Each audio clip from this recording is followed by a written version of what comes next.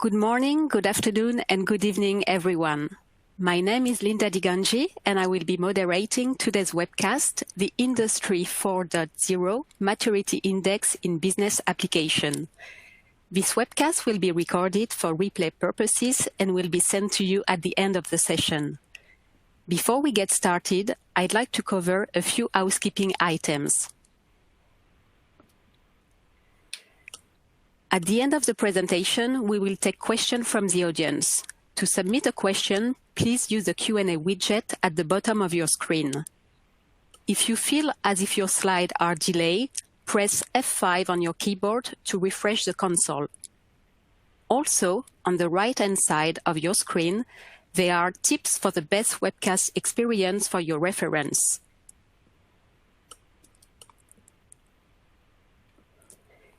Lastly, please refer to the Resources widget on the bottom of your screen all the way to the right. Here you will get access to additional assets.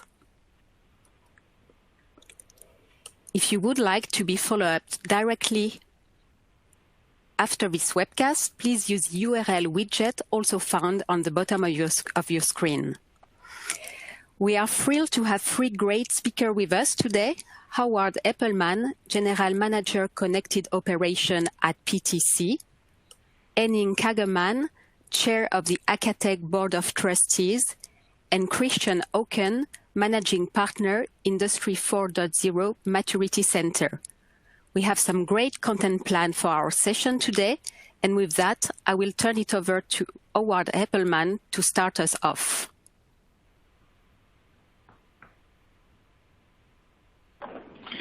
Great. Thank you, Linda. And good morning, good afternoon, and good evening to everyone on the webcast today.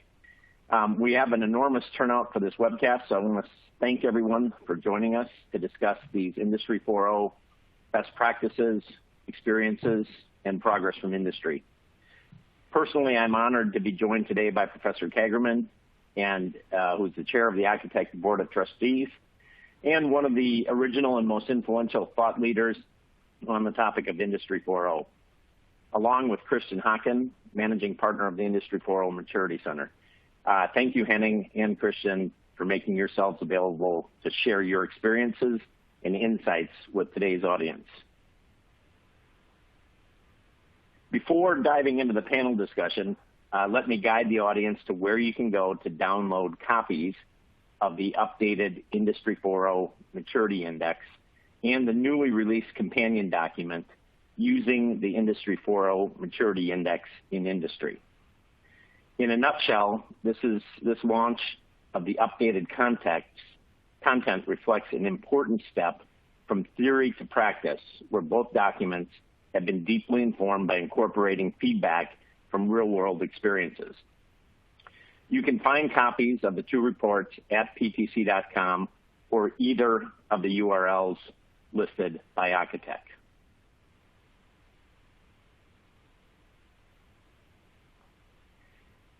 Henning, let me turn to you to kick off today's discussion. Germany has got a well-known reputation for being a global leader and exporter of superbly engineered, high-quality products. However, when we look back a generation from now, maybe the best-known export from Germany will be the great work that you and others have done to define Industry 4.0 and its potential to redefine the global industrial landscape. I began following the Industry 4.0 work you and others at Acatech were doing as far back as 2011, and I'm wondering if you can take a moment to share the original motivation of Industry 4.0 and why this concept is so revolutionary. Yeah, with pleasure, Howard. It was, in short, a reaction to the global economic crisis of 2009, and I have to say that personally, I felt there is an urgent need for more strategic agility for companies to be able to absorb unexpected and huge economic shocks like dropped in the top line of 30% or more without losing their economic health. When you discuss that with experts, I think everybody was agreeing that we should use the opportunity that the second wave of digitalization presents to us, and the technologies were not new. I think most of them are known, like cloud computing, Internet of Things services, artificial intelligence, 3D printing, whatever you name. But they had reached, in the meantime, a level of industrial maturity to be implemented on a broad scale. And sensor technology was so much advanced that we were able to get massive amounts of real-world data for free.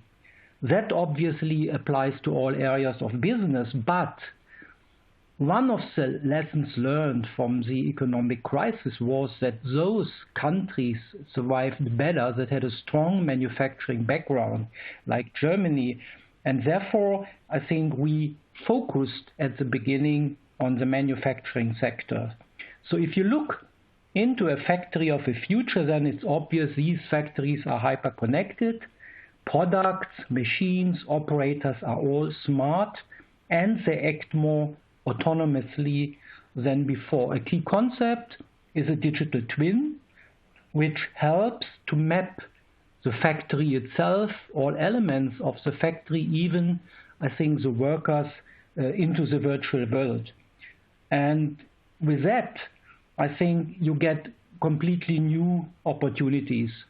Not only that you can enter the era of mass customization, it's also, let's say, the benefit for much higher productivity. We have much faster time to market, the, I think, desired adaptability, and last not least, you are able to establish new business models based on smart services.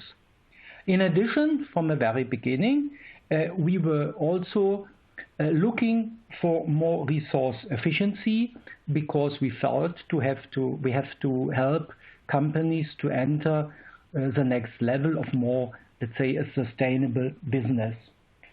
And another key topic, just to mention that, is that the collaboration between man and machine will change. It's obvious that we will kick off a next generation. This will kick off a next generation of business process optimization to decide which tasks are done by man and which by machine. But on the other side, it offers the employees the prospect of better and more fulfilling jobs. And that was one of the reasons why we in Germany from the beginning included the unions and employee representatives into our initiative to get their perspective. Great.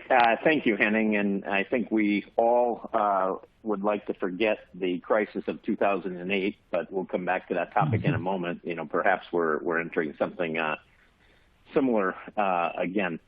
Can you share for a moment how was the Industrie 4.0 initiative in Germany formed, and what was the role and objectives of the German government's involvement, as well as perhaps for the audience here, describe a little the role that Akatech played in supporting or collaborating with the German government? Yeah, I personally was elected as president of Akatech in 2009, and a year later, the German government established a research council, and I was asked in the function of the president of Akatech to be a member of this research council, where the government brought experts from science and business together in order to define strategic projects for the future in all, I would say, application areas. So I was, let's say, named chairman of the working group Communication and IT, and suggested that we should build on an initiative Akatech had launched just recently on cyber-physical systems, which is more or less this idea of merging the physical and the cyber world. We then organized from Akatech working groups, roughly 40 selected members from science business, and we published 2 papers on Industry 4.0, where we outlined the principles, the vision, and made recommendations to the government how to implement these concepts on a broad scale. I had the honor to give the final paper in 2013 to our chancellor at the Hanover Fair, And one of the key recommendations was obviously that we have to establish an organizational entity which is driven by business itself and the government in order to bring these ideas, I think, on a broad scale to all enterprises in our country. That was done. It's the so-called platform Industry 4.0, which is still working and supports the coordinated structural change in Germany. It's also, by the way, the focal point for international cooperation. We have there, I would say, a few hundred of experts which work in 6 working groups, from standards, from legal questions, how Work 4.0 will look like, up to the new business models in the context of Industry 4.0. And from Acatech, our involvement is first that we are chairing the research advisory group of this platform, which is a body which independently gives advice on research topics, and we carried out 2 more strategic projects, one 2013 on smart services, where we extended the view on business model innovation and the platform economy, and the second one in 2015 on autonomous systems and what the role of artificial intelligence would be in Industry 4.0 or in transportation. Great. Thank you, Henning. Let me just say congratulations to you and everybody who worked on that original point of view, because I think, as we all know, the audience knows clearly, the term Industry 4.0 and the meaning behind it has really permeated every corner of the globe today. So this is a great body of work. Christian, let me turn to you for a moment. My team at PTC had the privilege of being a major contributor of input to the Industry 4.0 Maturity Index when it was first published in April of 2017 at the Hanover Messe trade show. Can you take a moment along the same lines that Henning just did to share why and how that Maturity Index was created? Sure, Howard. As Henning shared, originally Acatech partnered with the German government to publish a definition of Industry 4.0 and the potential it held for the transformation of German industry. However, the original launch did not include a blueprint for German industry on how to capitalize on the enormous potential described. So the purpose of the Industry 4.0 Maturity Index was to address that exact need. Acatech led a year-plus initiative with some of the most renowned researchers in the Industry 4.0 field that captured best practices from industry and Acatech members like PTC and converted that initiative into a critical methodology that not only emphasizes the potential benefits, but more importantly, guides German industry on how to unlock the potential of Industry 4.0 within their enterprises. And the Maturity Index is one very important body of work, but you also run something called the Industry 4.0 Maturity Center. Can you describe for the audience what the role of your organization in Aachen, Germany is? Sure. So our role is to provide consulting capabilities that can work together with German industry and beyond to plan and implement the best practices of the Industry 4.0 Maturity Index. In essence, we shape and execute roadmaps to support manufacturing companies in the transition to data-driven Industry 4.0 companies. And our center is located at the Aachen University campus, which is a large ecosystem where companies and researchers work together on new solutions. And here we also take care of the further development of the Maturity Index together with our partners. Super. There's so many people on this webcast today that may not have had the opportunity to download or review the Maturity Index. Can you, for them, and we'll get here shortly into some of the new output of experiences from that index, but before we do that, can you just provide a high-level description of the framework and how it's applied to companies in shaping their Industry 4.0 initiatives? And how do you measure Industry 4.0 readiness? What are the stages a company has to tackle in order to become an Industry 4.0 company?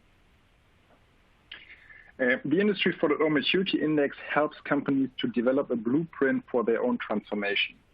At the beginning, there's always the question of corporate strategy. So what is the target picture for the company, and how can Industry 4.0 support this? And the second step, we look at the initial situation. What digital capabilities exist in the company? What is missing? And we carry out this analysis very carefully, and we look into almost all value-adding processes, because a good foundation is very important. And a final step, the index then helps to create the roadmap for the transformation process. Let's have a closer look how the maturity index helps to build the Industry 4.0 capabilities. Mainly, the approach is based on two principles, and I will share the first principle with you in a second. So the first principle is to pursue a stepwise approach to build learning from data capabilities. We've developed 6 levels. In the lower levels, the primary goal is to collect data, and we start speaking of Industry 4.0 from level 3 on, when data is available in almost real time and can be easily linked and integrated. And then in the following stages, the aim is to analyze and evaluate the data. The final stage is to transfer then control to the system, and insights at this stage from the previous stages are used to make an autonomous decision and implement them automatically. However, for all steps, it is important to understand that the business context is crucial to this. It depends on the individual company, even on the individual process, which target level is the right one. For example, level 3 may be sufficient for logistics process, while a production step in the process industry may benefit from level 5.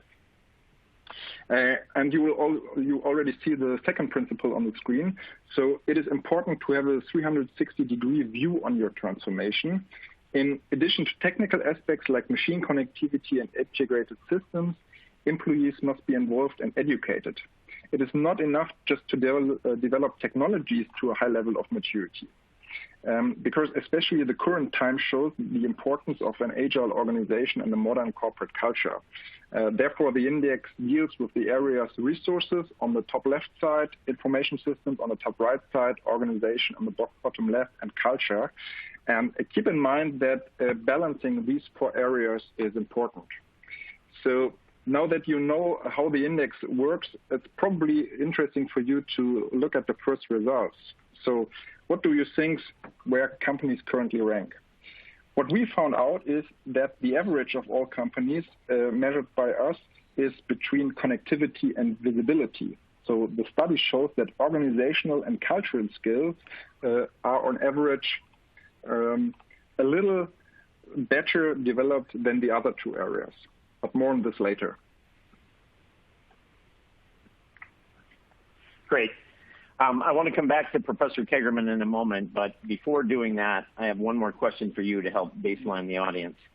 Since this webcast is about the launch of version 2 of the Maturity Index, can you give a brief overview of what's new and how it's different from version 1 that was launched back in April of 2017?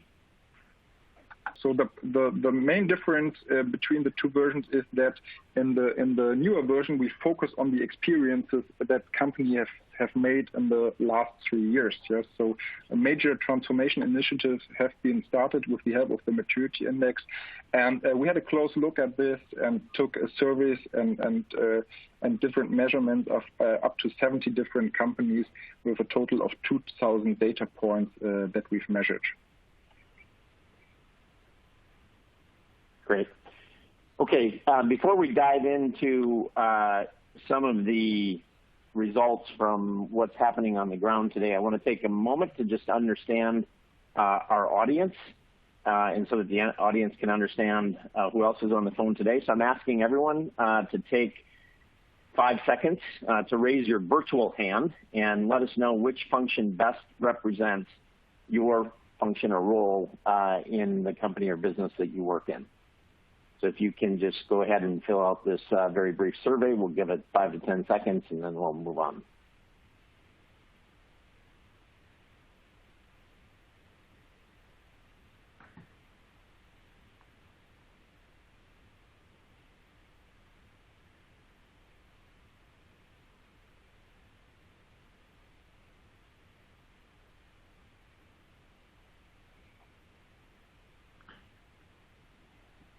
Great. Henning, now I'd like to switch the conversation and let's actually talk about what's happening on the ground today. I think the first thing, you talked about the crisis of 2008, but let's start by acknowledging the very strange and bizarre environment that we find ourselves in today as a result of the global coronavirus pandemic and crisis. And to that point, this webcast was originally planned to be a live event at this year's HMI fair. What are your thoughts on the potential impact the crisis will have on the global Industry 4.0 initiative? Will it slow it down? Will it accelerate it? Where do you think we're headed in this current climate? Yeah, that's $1 million question, Howard.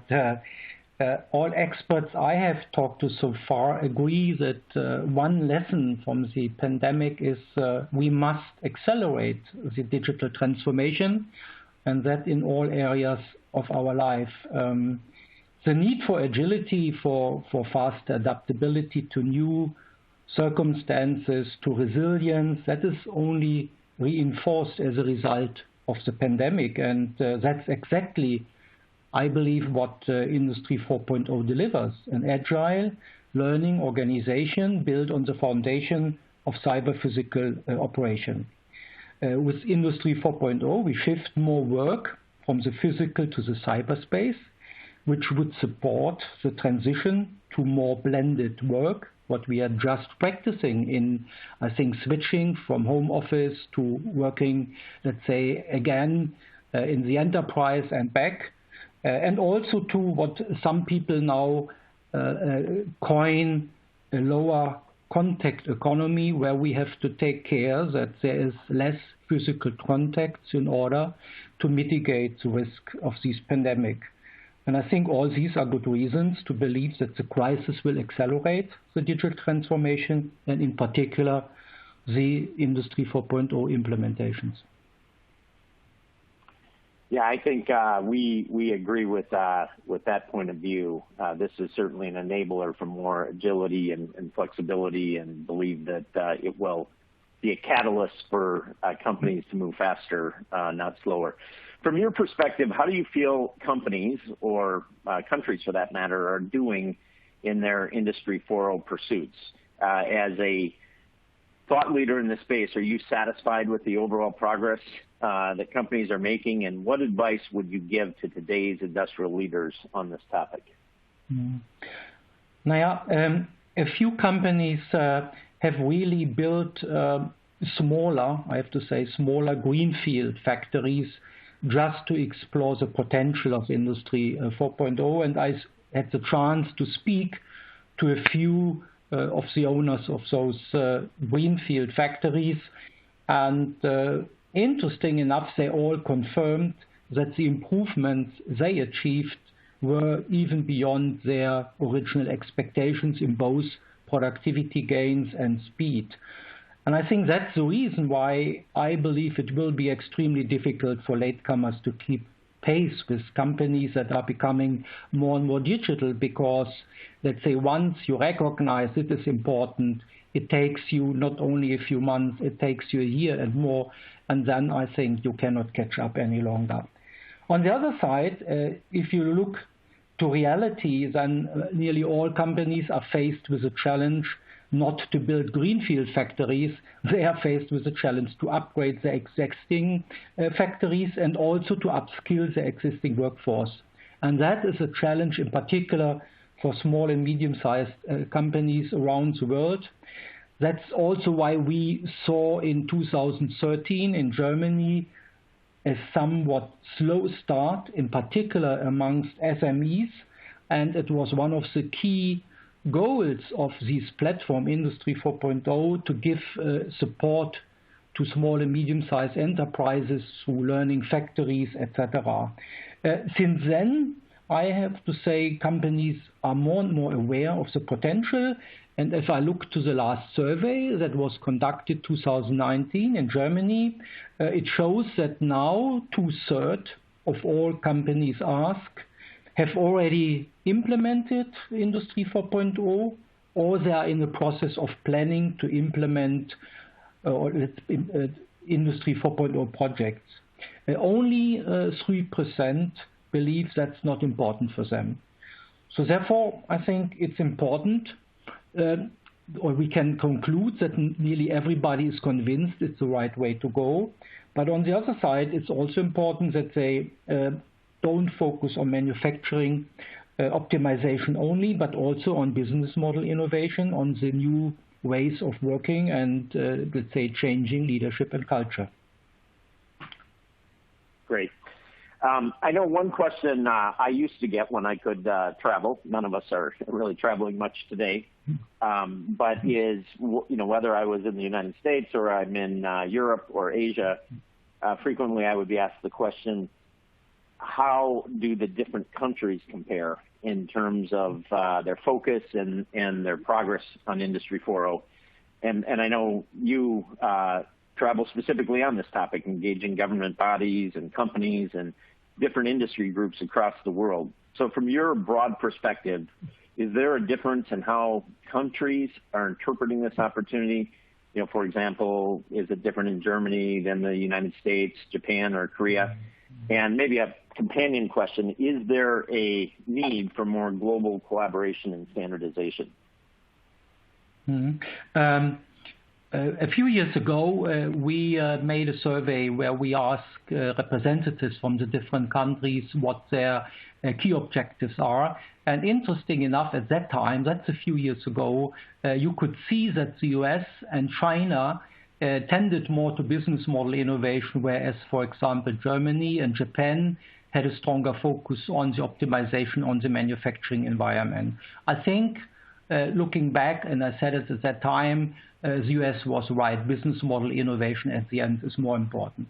Where are we now? I have to say, once we launched Industry 4.0, in particular in Europe, we got a lot of requests to visit these countries, give speeches, etc. And there was an obvious lesson learned from the last crisis that having a strong manufacturing sector is important to survive those crises, in particular in the UK. In the meantime, you know that nearly all European countries have similar initiatives. Some of these are even called Industry 4.0, and this is coordinated by the Commission. From Germany, we have engaged in a trilateral cooperation with France and Italy on specific topics in order to drive these European initiatives. From the US, that was the first discussion we had was also 2013. That was with the National Academy of Engineering and government officials. At the time, it was about the transformation of the energy and the manufacturing sector. And the government officials from the US clearly stated that in manufacturing, there are the better jobs. Therefore, it was also important for the US to strengthen the manufacturing sectors.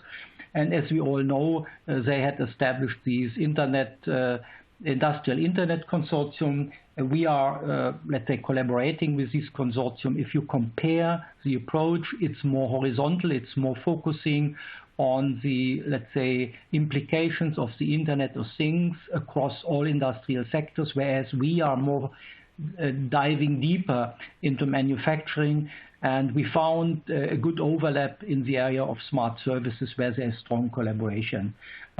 If you look to China, interesting enough, also the first meetings was with their academy in 2012. There was a huge interest in moving the quality of their factories up. And since 2015, there's a memorandum of understanding between both countries. And it's known that Industry 4.0 is a blueprint of the China's initiative, China 2025. I would say it's still in China the question of improving the quality of their manufacturing sector. Japan is slightly different. Japan had, let's say, focused on robotics, on advanced robotics. Therefore, their initiative is called Robot Revolution Initiative. It's a counterpart of our platform Industry 4.0.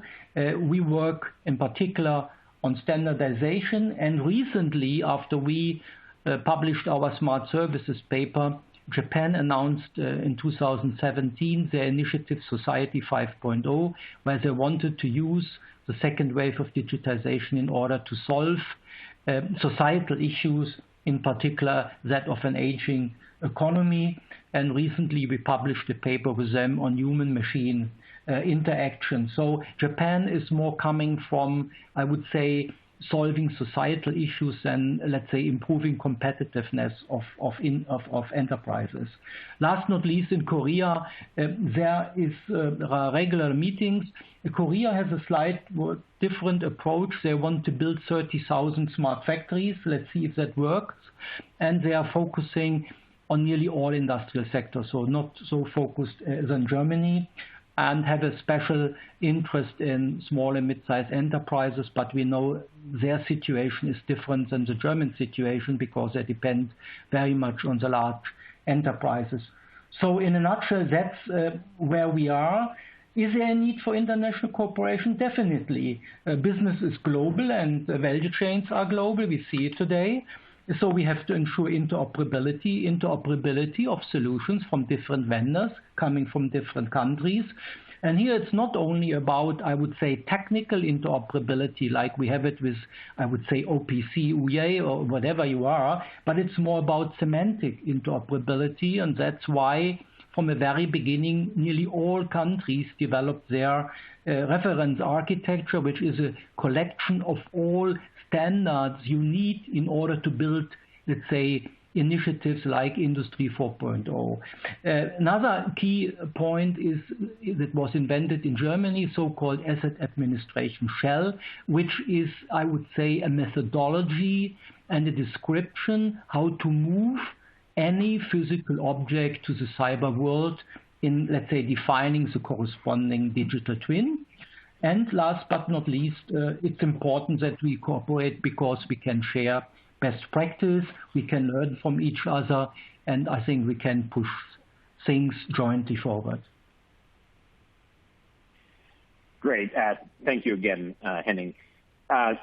Christian, in my opinion, one of the most important aspects of the updated Industry 4.0 Maturity Index is the inclusion of the experience from companies that are undergoing their Industry 4.0 transformation journeys.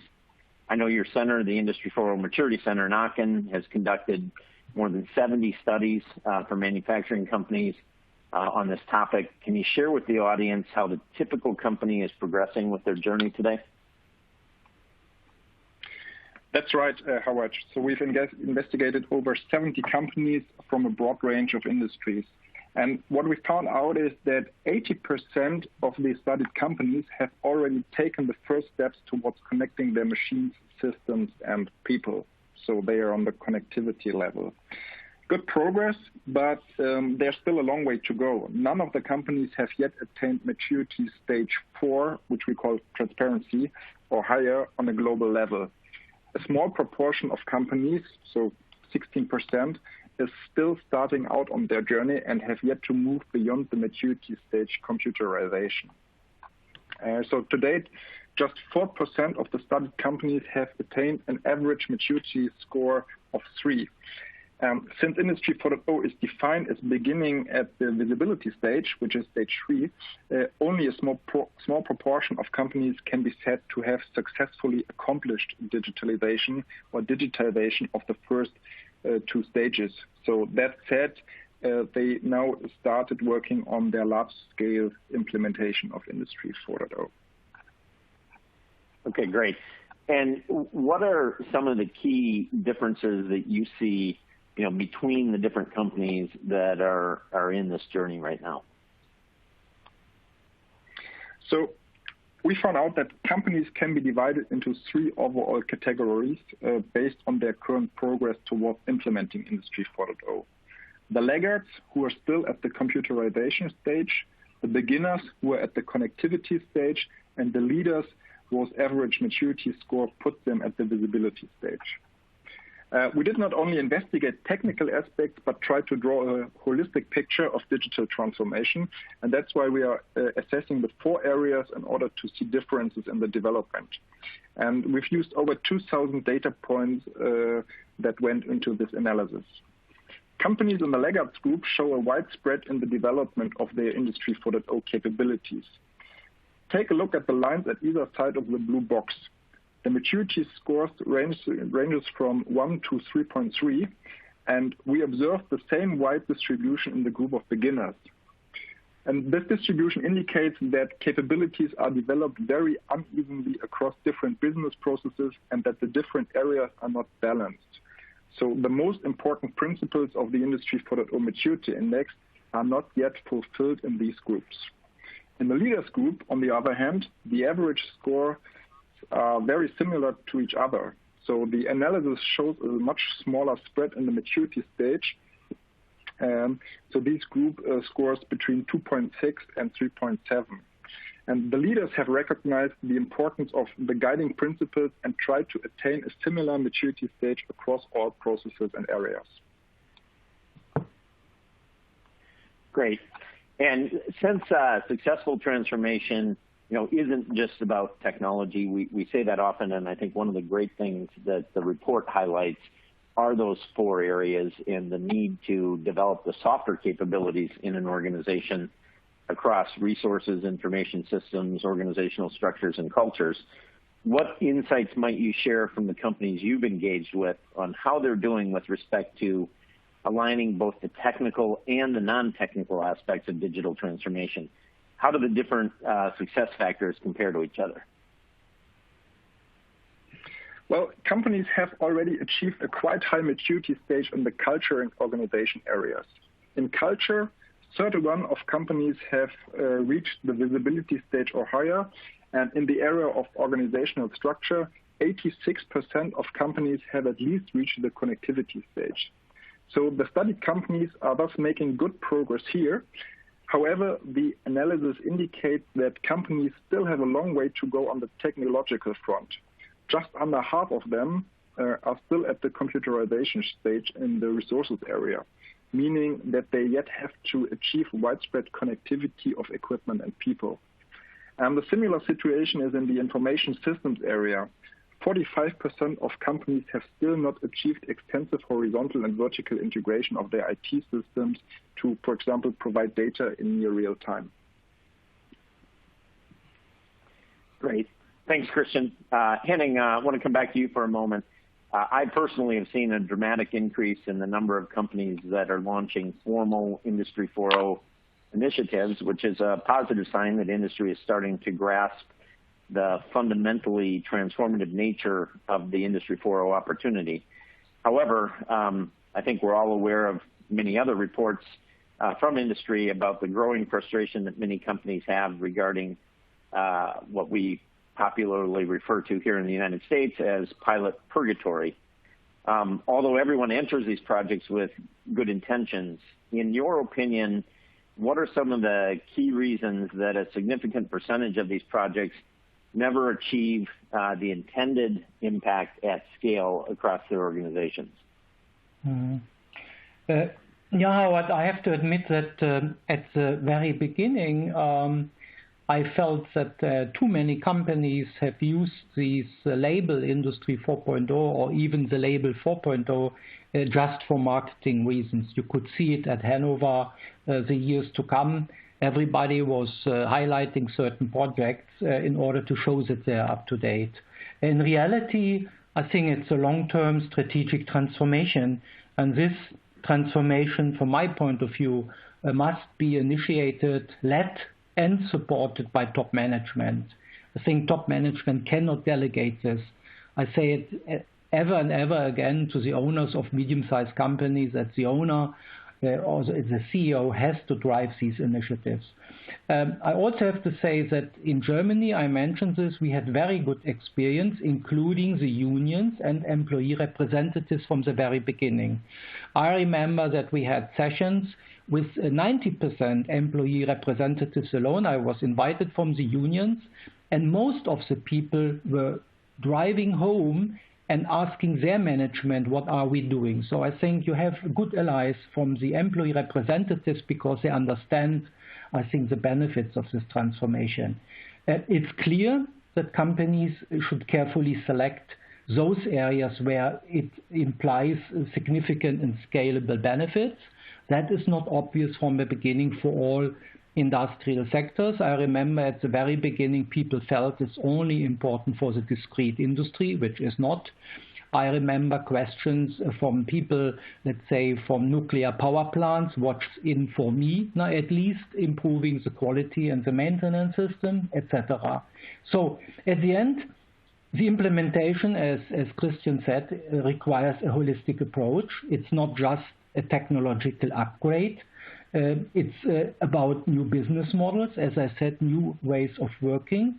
You have to implement new types of leadership. You have to acquire new skills, new competencies. That's also a reason why when I was asked in China a few years ago with a discussion with many business people, and where one of them suggested, look guys, we are on Industry 2.0, why not leapfrogging and immediately step to Industry 4.0, that's not possible. Might be from a technical point of view, but not, I would say, from the as you call it, non-technical point of view. So therefore, companies must do their homework on Industry 3.0 first, from my point of view, as indicated by the first two steps of the maturity index. Great. And along those lines, how do you think the maturity index can be applied, perhaps almost as a filter to help companies ensure they're doing the right things and progressing in the right way? Yeah, indeed. I think it's a tool which helps, and it's not too complicated, which is good. Therefore, I think it's well appreciated for most people I have presented it to. It's a tool that helps companies to find their own individual way towards becoming a learning and agile company. We have these 6 stages. There is analysis, let's say, of the capabilities in all different areas mentioned by Christian, and it shows that when companies achieved the different, let's say, development stages, what concrete additional benefits they can get. I have seen, I have to say, a number of similar indices for Industry 4.0 maturity, but to my knowledge, the Architect Maturity Index is the most successful one if I regard the number of downloads and if I look to the enormous interest we get from the international community in our publication 2017. And you know that is the reason why we decided to launch an update of the study and now to include experience we have made with Industry 4.0 in the last 3 years. In addition, we launch now this companion publication which highlights examples of companies that already are successful in using the maturity index in practice. Great, thank you, Henning. And Christian, maybe back to you for a second, and let's switch the conversation to some of those companies that Henning just mentioned. If you don't mind, can you share some of the firsthand experiences with some of the specific companies that you're working with to apply the Industry 4.0 Maturity Index?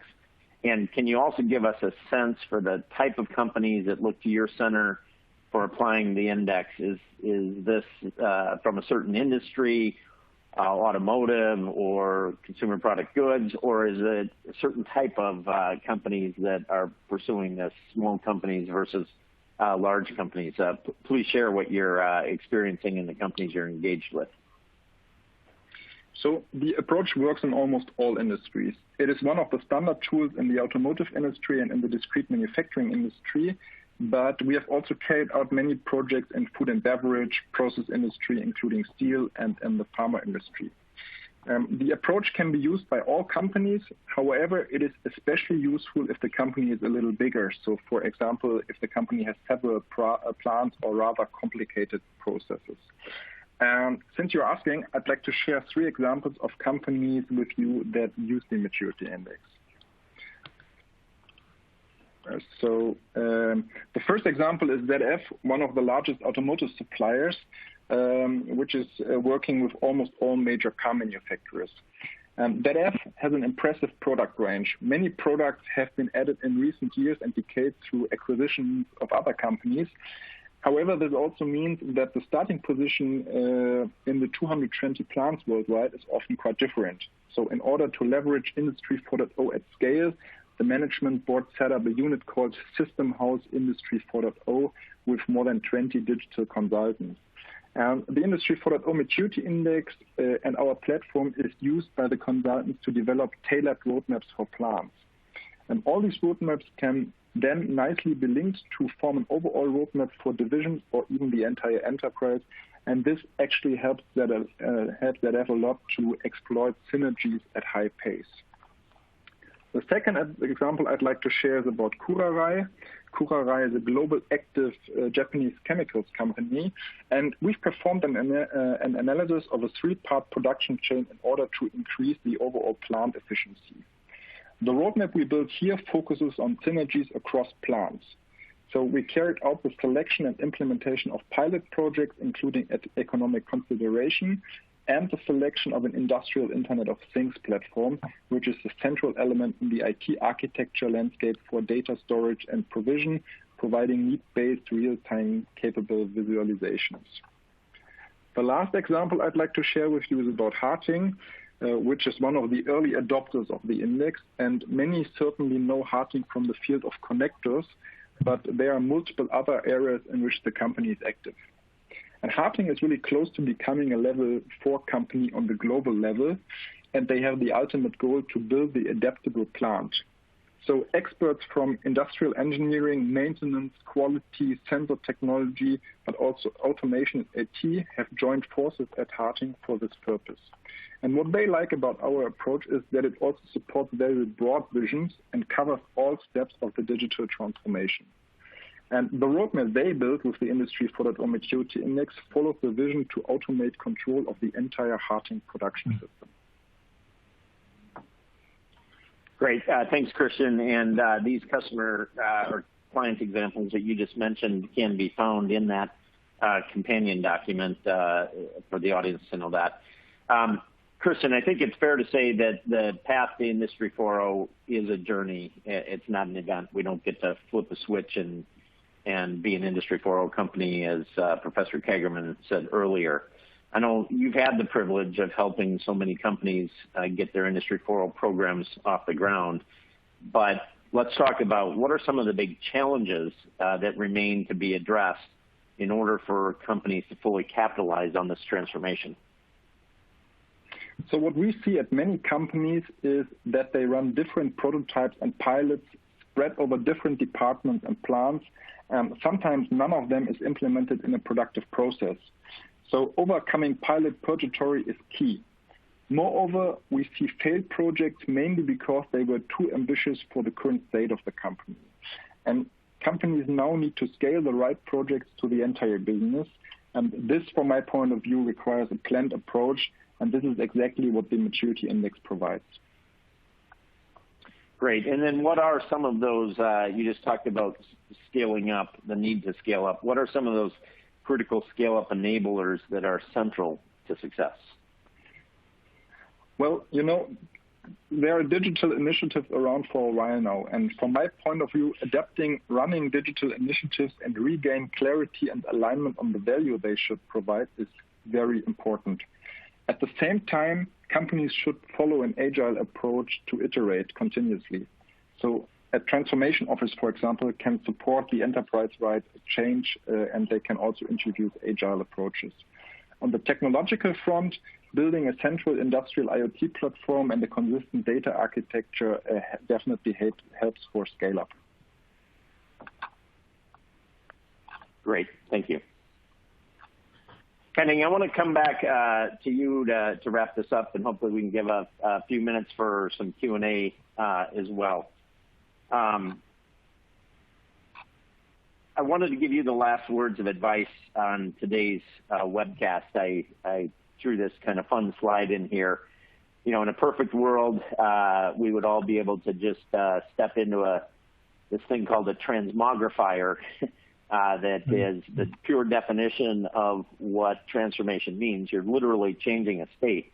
And we could walk into the transmogrifier and we would come out the other end and we'd be an agile learning cyber-physical company enjoying all the benefits that you've articulated about Industry 4.0. That's obviously not how the process works. and there's a lot of work that needs to go across the organization to make these programs successful. What are some of the key changes, though, if you could imagine everyone passing through this transmogrifier and we look back, what would some of the key changes be on the backside of a industry transformed industrial 4.0 enterprise? Yeah, Howard, in a nutshell, I said it already. I think a key lesson from today's crisis as well as from the economic crisis is a need for strategic agility and organization flexibility. We just have to be able to absorb unexpected and large shocks to the business.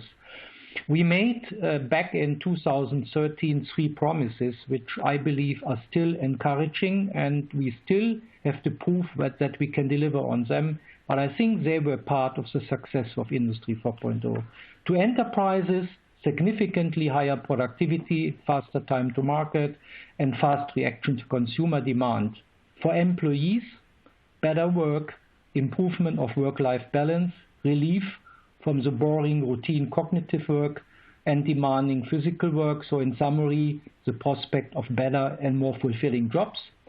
And for the society, gain in resource energy efficiency and entering a sustainable economy and therefore solving some societal issues as well. So Industry 4.0, from my point of view, requires therefore new skills, new competencies, new forms of leadership. It's much more about decentralized decision-making and agile working. It's about a higher degree of self-determination. We have to implement new forms of human-machine interaction, and we have to cope with the, I would say, implications of moving artificial intelligence more and more into everybody's business life. That means we need people with different skill sets, more soft skills on communication, teamwork, ability to lifelong learn. And for the organization, there is a need to adapt organizational structures and the culture. Great. Thank you, Henning, and thank you, Christian, for sharing your thoughts with the audience today. Mostly, I want to thank all of you in the audience who have joined us for today's session. Quick reminder that you can access the reports via the URLs that we're showing here. And now I'd like to open it up to the audience for Q&A. Remember, you can type questions in. Okay, let's check and see. Yeah, go ahead, Linda. Yeah, thank you, Howard, Henning, and Christian. So yeah, at this point, we will now answer some questions. So Christian, maybe you can take this first one. The report refers to the common digital diseases which are effectively driven by cultural or human decision rather than technological limitation, and as a result, Industry 4.0 progress is moving slower than most would like. However, the need to move forward with digital transformation seems clear. What do you recommend as an approach to cure these digital diseases in a comprehensive way?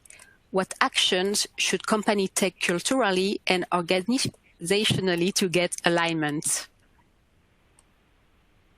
Well, sure, Linda, and this is a tough one. Yeah? But from my point of view, some manufacturing companies still have very hierarchical organizational structures based on functional areas with, again, structured target systems for the management. And as a result, there's little incentive for different parts of the business to cooperate with each other. Yeah? So, however, collaboration is essential for digital transformation projects, so people should talk to each other. And that said, a joint vision and the corresponding target system for management helps to overcome this barrier.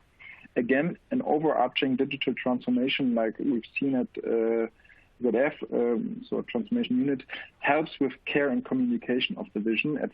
They can advise on the necessary tools, and they can have visibility at the C-level. And in the end, it is crucial that this unit that you want to build is really in the business. An external digital unit or bought-in CDO can often only have little influence on the core business. Great. Thank you. Great. Henning, Linda, yeah. Oh, go ahead. We do have a Go ahead. other question coming. Henning and Christian, maybe you can address this one. We are experiencing something right now that, as we all know, is unprecedented, and it's causing a lot of uncertainty. A lot of businesses are struggling to figure out how to plan for the short, medium, and long term. There is little doubt industrial companies will need to increase their agility and flexibility to survive. What risk do you think companies will face and need to overcome while trying to survive and then thrive through the Industry 4.0 transformations journey? Yeah. I might start, Linda. Yep. I think there will be short-term activities companies have to take to get firm ground, let's say we ramp up economy again. But on the other side, I think companies must use the crisis, as always, as an opportunity for innovation and a fresh start to the next level. And I believe with Industry 4.0, we have already formulated how this next level should look like, and the maturity index is an appropriate tool to guide companies there. So therefore, it's no doubt that the digital transformation is going on and that the implementation of Industry 4.0 is necessary. It will affect all industrial sectors, as I said, all areas of our life. And the crisis we are experiencing right now will, I think, force us to accelerate the speed of the transformation. Great. Yeah, so it's a good question. We published a report on this question just recently, so just drop me a note and I will shoot it over. From my point of view, it's now the right time to use the opportunity and stop pilots that do not create added value, and because the pandemic provides you really with the convincing arguments for that. Apart from that, looking at the strategy, so from my point of view, it's now the time to ask yourself what is mandatory and what helps you to speed up after the crisis. So many of you probably have a little more time right now, and I would recommend use this time to rethink your strategies and adapt them if necessary, and also check capacities in other parts of the company. So maybe you can gain access to important experts who are otherwise very busy. Nice. Thank you. Linda, if you don't mind, I want to serve up a question here that I know is probably top of mind for many folks. And Christian, let me just say, I totally agree with the comment you just made. One of the opportunities I think now is really focusing on enterprise scale, and just remind the audience there's no better enabler to those programs than programs that are centered in value and impact. So that's a key that we've learned through our experience. One of the questions here is on the cyber and data trust gap, and I think that's a security question. And many companies have a certain nervousness about opening up their factory or embedding IT that potentially has gaps in it into their products. Henning, maybe you can just react to that. And what are you seeing? And is that cause to not move forward with your projects, or what advice would you have for companies that are paralyzed? Yeah, thanks, Howard. I think that's exactly the point. At the very, very beginning, the key concern, in particular of medium-sized companies, was that they open up their knowledge, their IP, to somebody outside, in particular large enterprises that would steal this knowledge and, let's say, push their competitiveness down. That was a reason because they were extremely concerned to share data. So what has happened?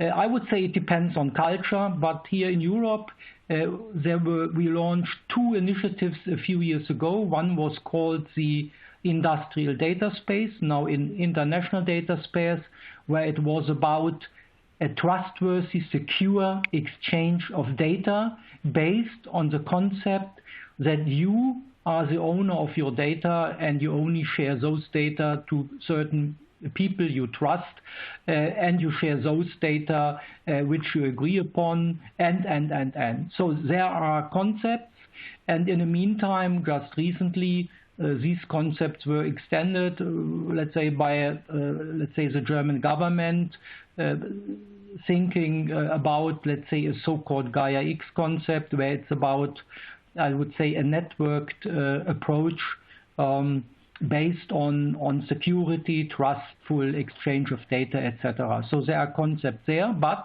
I have to agree that it's a major topic in all our international corporations. In particular with China, it's extremely difficult to move forward with China to come to trustful data transfers cross boundaries. It's still an open issue.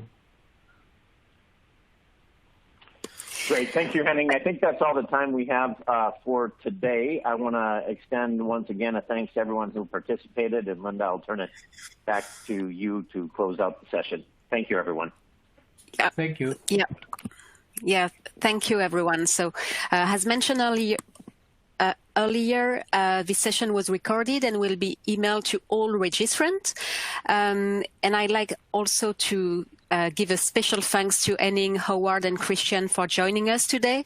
And thank you to our audience for participating in today's session. We hope you find all the content very valuable and that you will return with us to future webcasts. Have a great day. Thank you.